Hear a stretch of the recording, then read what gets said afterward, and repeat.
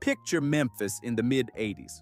You have got a hometown kid stepping onto the floor for Memphis State, and he does not look or play like anybody else in the country. We are talking about a true 7-footer who could run the floor like a forward and shoot with a velvet touch that big men were simply not supposed to have. William Bedford was a problem for opposing defenses. He was local royalty, carrying the massive, heavy expectations of a city that lives and breathes basketball culture. According to university media guides, he measured in at exactly 7 feet and a lean 225 pounds before turning pro. He was, by all physical measures, a scout's absolute dream. By the spring of 1986, the national accolades were steadily piling up. According to NCAA basketball archives, he earned Associated Press third-team All-American honors, cementing his name right at the top of every general manager's wish list. He possessed the kind of generational, undeniable talent that made front offices think about raising championship banners. The narrative was calm, focused, and completely centered on his limitless ceiling. But television reports from local affiliates at the time occasionally hinted at a different vibe off the floor. Reporters noted a laid-back demeanor that sometimes crossed the line into a concerning lack of urgency. And right there is where the tension starts. Why did the scouts see him as a franchise savior, yet executives were already whispering behind closed doors? Who was hanging around the young star when things started to change behind the scenes? The talent was blinding, but the environment around him was quietly shifting. On draft night, his name was called exactly where the experts expected, but the Phoenix front office would soon realize the player they just heavily invested their future in was already slowly drifting away from the game. When the summer rolled around, the stage was set for a superstar entry into the league. According to official NBA draft records, on June 17, 1986, the Phoenix Suns selected William Bedford 6th overall in the first round. This was a draft class loaded with history, and Phoenix genuinely believed they had just secured the anchor for their front court for the next decade. They brought him to the desert expecting immediate dominance and long-term stability. But what they got was a player hitting an invisible, baffling wall almost immediately. His rookie campaign was not a complete disaster, but it was nowhere near the explosive debut everyone anticipated. During the 1986 to 1987 season, he averaged 6.7 points and 4.9 rebounds, playing exactly 19.6 minutes a night, according to historical NBA stat databases. That right there is the documentary beat that raises eyebrows in hindsight. 19.6 minutes. Why did those minutes stay capped right at 19 per night for a highly touted top 10 pick on a struggling team? Why couldn't a uniquely gifted 7-footer break into the starting lineup and command the floor the way his college tape suggested he would? In interviews years later, people around the situation claimed his focus reportedly began drifting away from the hardwood. The fire and the hunger just were not there. The Suns were watching their prized investment float through professional games. What changed after that season ended that made Phoenix give up on a top-tier prospect so incredibly quickly? The front office did not wait for him to develop. Instead, after just one underwhelming rookie campaign, the Suns made a sudden trade that sent him packing, shipping him directly into the most physically intimidating locker room in the history of the league.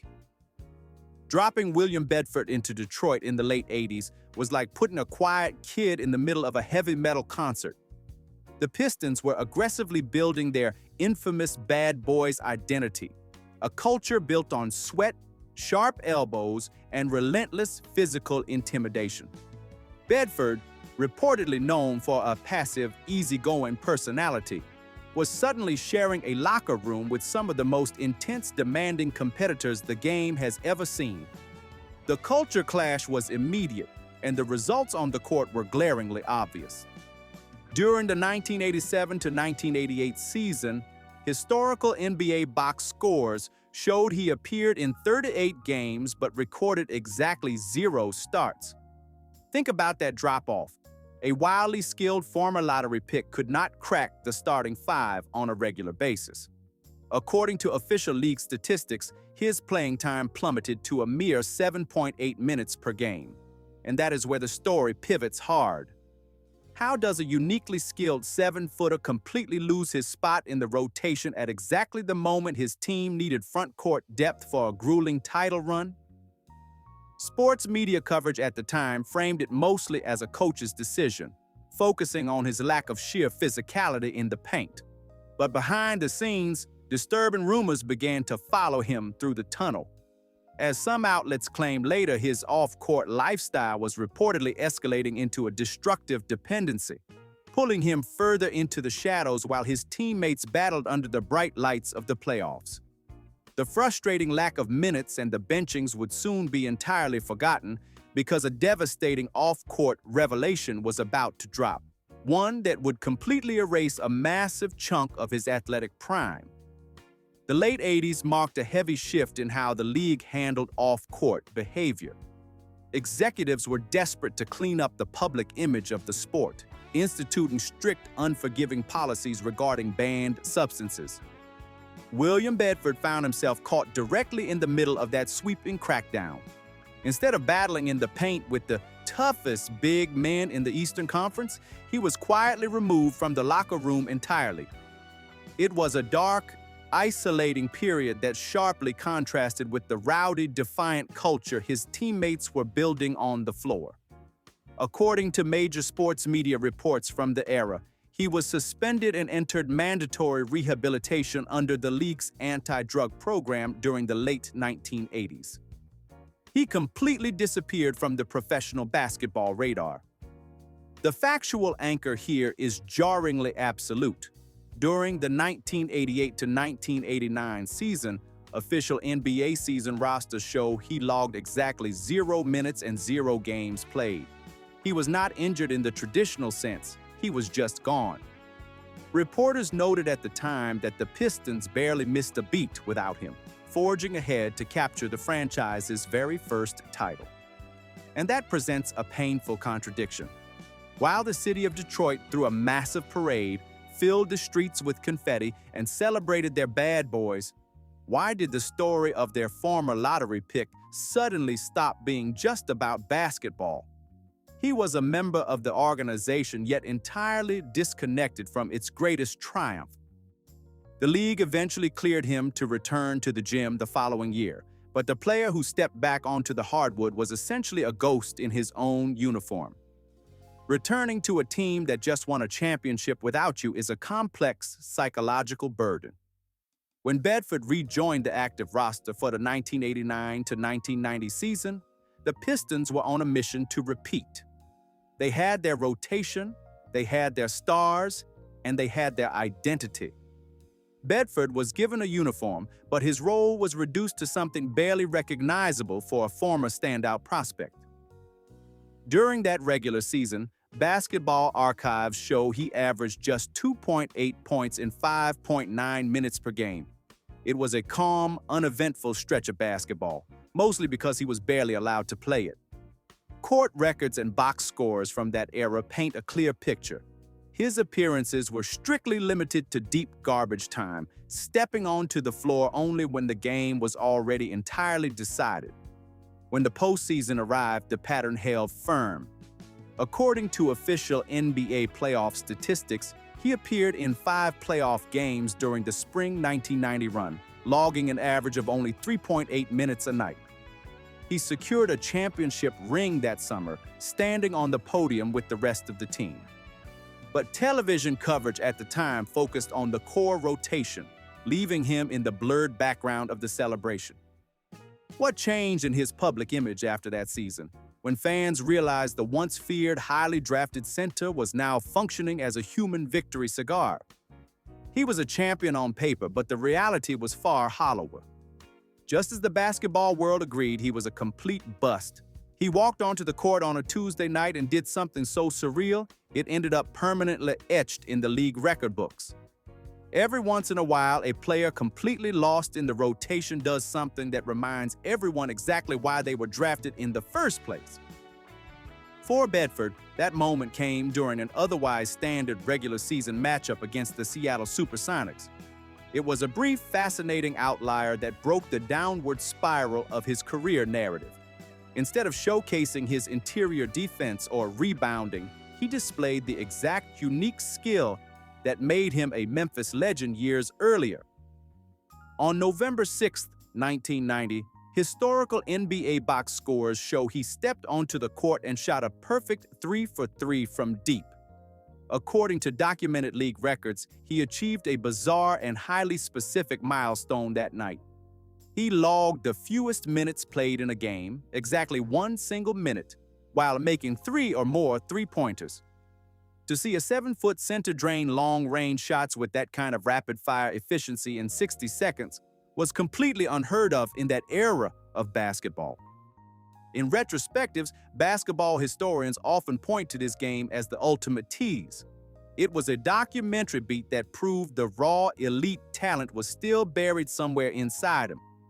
But why did that impossible flash of shooting surface on that exact night, only to completely vanish the very next morning? It was a statistical anomaly that generated a quick headline, but it changed absolutely nothing about his standing with the coaching staff. That single minute of magic was a fantastic trivia answer, but it could not stop the inevitable reality that his days on a guaranteed NBA payroll were rapidly running out. The slow fade out of the major leagues is rarely a dramatic spectacle. Usually the phone just stops ringing. For Bedford, the descent began during his final years in Detroit, where his playing time continued to dwindle into absolute irrelevance. The franchise that once hoped he could provide crucial front-court depth eventually moved on, quietly trading him to the San Antonio Spurs. This change of scenery offered a clean slate, but instead of a revitalization, it marked the definitive end of his NBA run. According to NBA archival stats, during the 1992 to 1993 season, he played his final 16 games for San Antonio, averaging a career-low 4.1 minutes a night.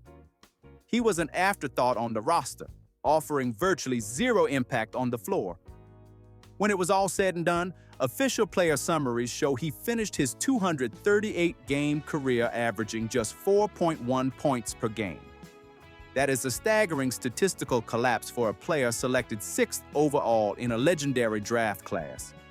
Reporters noted at the time that his departure from the league happened with almost no media fanfare. He simply faded from the transaction wires. But when the Spurs quietly let him go, did the front office already know the off-court rumors were escalating into serious trouble? The massive guaranteed contracts were officially gone, and desperate to keep his professional athletic lifestyle afloat, he took his basketball shoes to the minor leagues, facing a harsh financial reality as the NBA checks entirely dried up. Life in the minor leagues is a brutal reality check for a former first-round millionaire. Gone were the chartered flights, the luxury hotels, and the massive packed arenas. Instead, Bedford found himself riding buses through the heartland of America, trying to salvage an athletic identity that was rapidly slipping through his fingers. It was a humbling, grinding environment that offered very little financial security and even less public attention, firmly grounding the story in the tough realities of the Continental Basketball Association. According to minor league basketball archives, he signed and played briefly for the Oklahoma City Cavalry in 1993. His time there was fleeting, and later that same year, CBA player records show he transitioned to the Grand Rapids Hoops. These professional stints were incredibly short, exceptionally quiet, and completely devoid of the spotlight he had known since his dominant college days in Memphis. Minor league press coverage from that season barely mentioned his arrival, treating him more like a passing curiosity than a returning star trying to mount a comeback. And that sudden loss of structure creates a deep, lingering tension. Who was truly around him when the final minor league buzzer sounded, leaving him with no team, no schedule, and absolutely no immediate income? Without the daily demands of practices and formal games, the former phenom slid directly into a dangerous lifestyle that local law enforcement was already beginning to watch. When the roar of the crowd completely disappears, the silence can be devastating. The mid to late 1990s presented a massive, terrifying void for Bedford. Without the anchor of professional basketball to structure his days, the destructive dependency that had previously derailed his prime years reportedly escalated. He was no longer just a struggling former athlete, he was rapidly becoming a man entangled in the criminal justice system, shifting the narrative squarely into public records. According to public court records, between 1996 and 1997, he was arrested twice for the possession of illegal substances. These were lower-level offenses, but they established a clear, documented pattern of a life spinning dangerously out of control. In retrospective interviews recorded in the late 1990s, he openly admitted to struggling deeply with the transition away from the court, completely unable to replace the high-stakes thrill of professional sports with a stable civilian routine. Court records showed that these initial run-ins resulted in relatively mild legal consequences, keeping him out of long-term lockup. But why did the legal system initially grant him that leniency? And what changed behind the scenes to make his next encounter with the police a national news story? Those early misdemeanor charges were merely warning signs, because the operation he reportedly drove into just a few years later would irrevocably alter the rest of his life. The transition from a struggling former athlete to a man entangled in high-stakes legal trouble happened on a routine stretch of highway.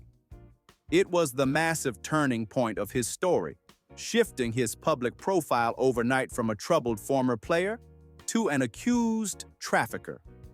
According to public police documents, the situation escalated rapidly during a traffic stop in Michigan in the year 2001.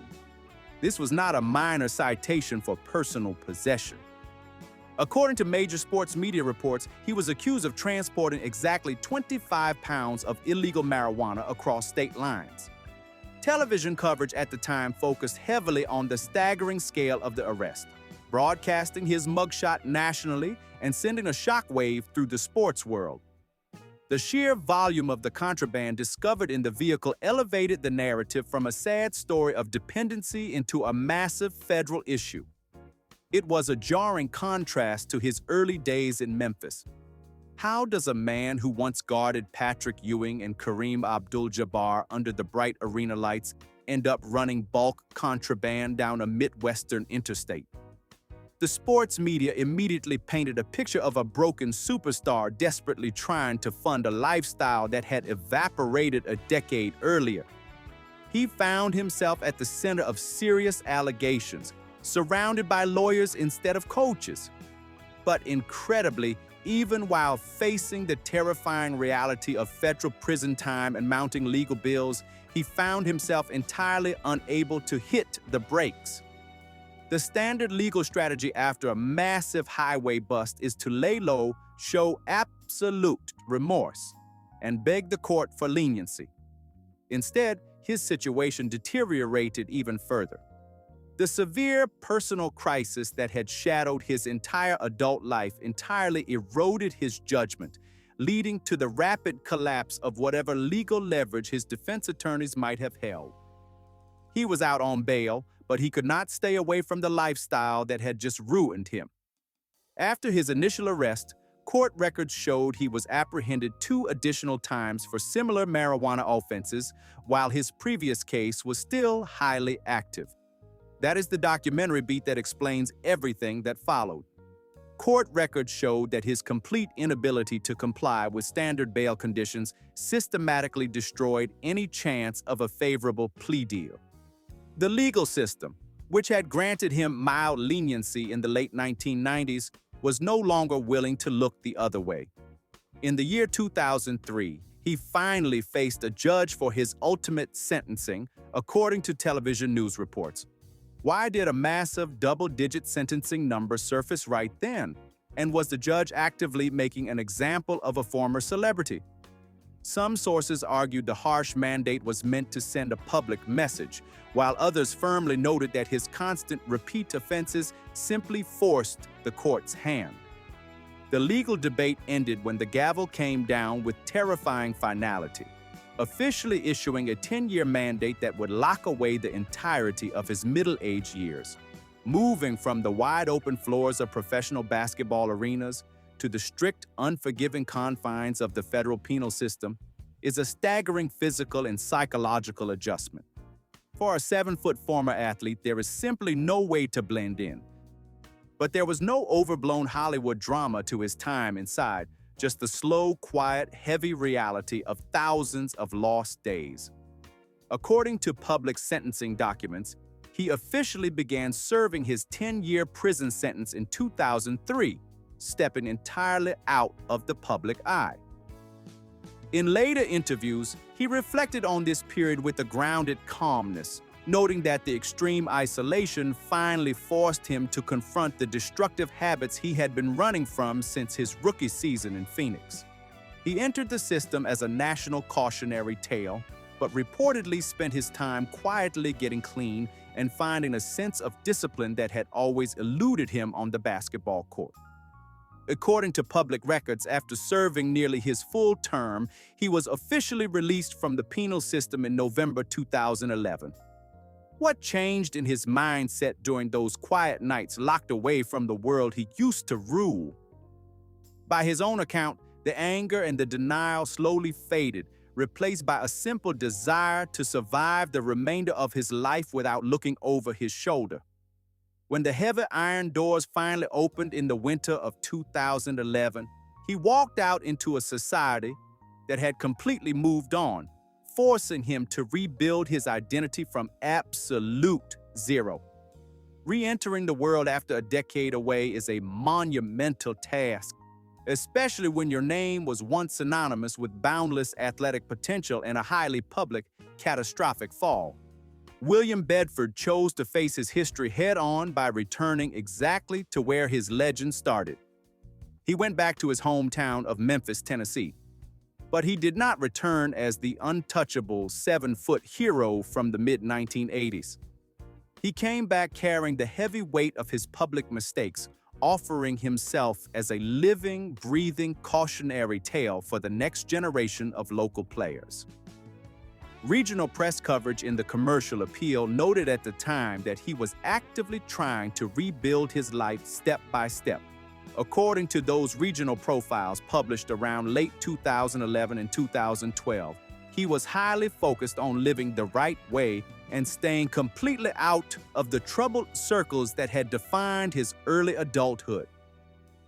The shift from federal inmate back to a respected basketball figure was quiet, slow, and deeply intentional.